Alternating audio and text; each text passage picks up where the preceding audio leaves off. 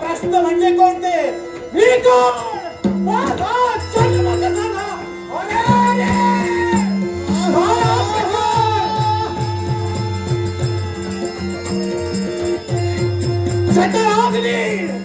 चटराग्नी एकसारखा ज्वालामुखीप्रमाणे तप्त होतोय. एखादा भक्ष्य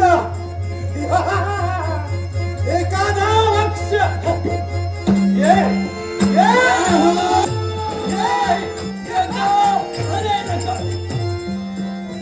तुला सोडणार नाही. अरे मी तुझा पर्यंत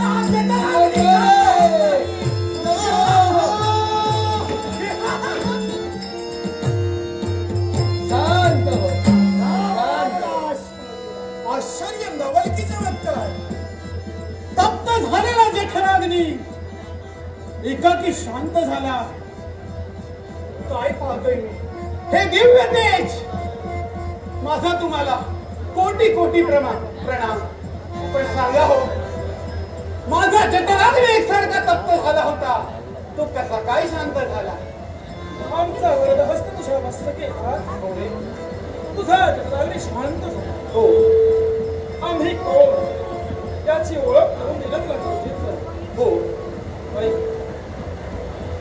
हरी आणि हराच्या मिलनातून हरी आणि हराचं तेज एकत्रित होऊन तुझा जन्म झालाय. अर्थात तुला जन्म देणारे तुझे आई वडील आम्ही आहोत. कोण?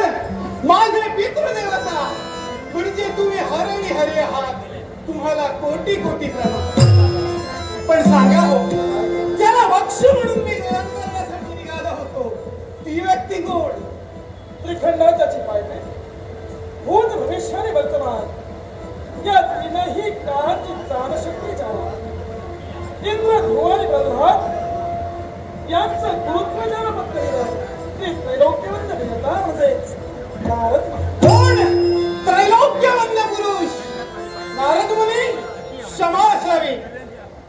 आहे आशीर्वाद, चिंता करू नको. देवा, माझा तुला अजून एक प्रश्न आहे. ऐकूया. मला हा आगडमंग देह बाल्यापासून न देता हा आगडमंग देह का बरं दिलास? विश्वकार्यासाठी. आणि ते कोणतं? या विश्वाच्या पाठीवर महाशरी नामक एक दैत्य निर्माण झालाय. आणि त्या महाशरीचा घात करण्यासाठी आम्ही तुझी निर्मिती केली. काय म्हणतोयस देवा? महाशनी नामक एक दैत्यराज निर्माण झालाय आणि त्याने विश्वाची विश्वघडी विस्कळीत केली आहे. मग सांग देवा, मी काय करावं? त्या महाशरीचा घात तू करावास. मग ठीक आहे देवा, तू एक पितृदेवता आहात तुम्ही माझी, आणि तुम्हाला एक पुत्र आला त्याला भरोशाच्या शब्दाने सांगतोय, त्या महाशनीने जर का विश्वाची विश्वघडी नष्ट केली असेल तर ती विश्वाची विश्वघडी ज्यावेळी सुरळीत करेल त्या महाशनीचा घात जेव्हा करेल त्याच वेळी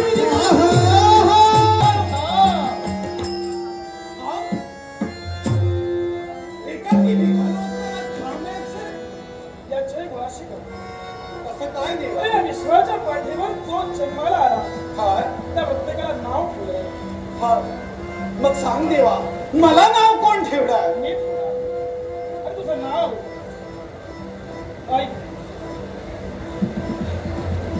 ज्याच्या अंगी वृषभाप्रमाणे शक्ती, ज्याच्या अंगी वृषभाप्रमाणे शक्ती आणि जो कपीप्रमाणे चपळ आहे असा हा तुझा देह. या तुझ्या देहाला याच्या नंतर पुढे वृषकपी आत्मविश्वासाने पूर्ण असं म्हणतात सांगेन, हरिहर पुत्र ऋषकपी